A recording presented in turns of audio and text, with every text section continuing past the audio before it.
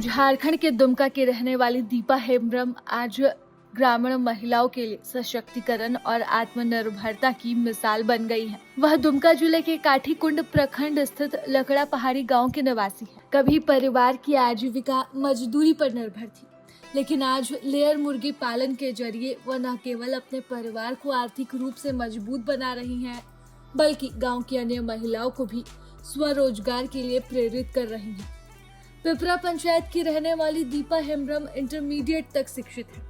उनका मायका हंसाडी क्षेत्र में है। शादी के बाद ससुराल की आर्थिक स्थिति मजबूत नहीं होने के कारण उन्हें भी परिवार के साथ मजदूरी करनी पड़ती थी। उनके पति शिवलाल बास्की दिहाड़ी मजदूरी कर परिवार का खर्च चलाते थे। अनिश्चित आय के कारण अक्सर आर्थिक परेशानियों का सामना करना पड़ता था। बेहतर आय की तलाश में दीपा ने देवघर के एक निजी स्कूल में पियोन के रूप में काम किया, लेकिन इससे भी स्थायी आर्थिक समाधान नहीं मिल सका। साल 2022 में तेजस्विनी परियोजना समाप्त होने के बाद परिवार की आर्थिक चुनौतियां और बढ़ गई। इसी दौरान Deepa Jharkhand state livelihood promotion society से जुड़ी और सूरजमुखी आजीविका सखी मंडल की सदस्य बनी।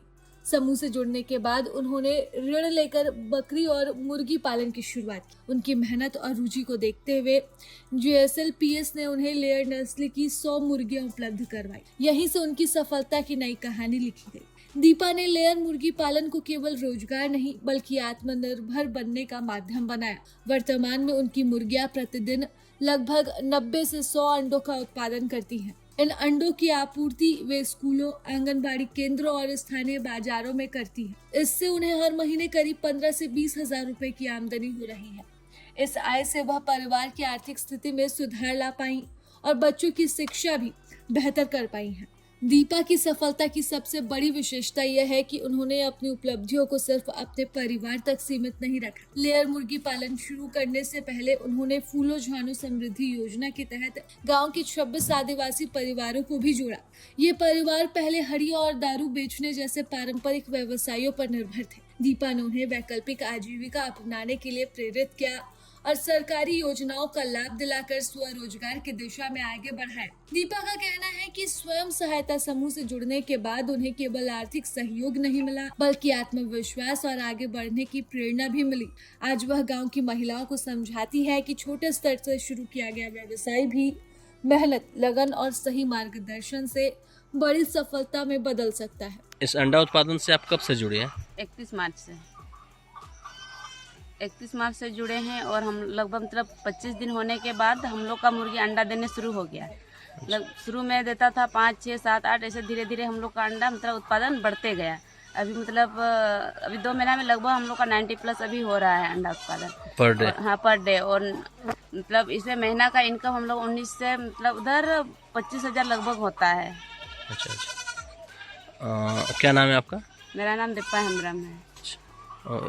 इससे पहले और किस समूह से? इससे हम पहले JSLPS से ही नौजवान सखी के रूप में जुड़े थे, जो फूलो झानो अभियान आशीर्वाद से जुड़े थे।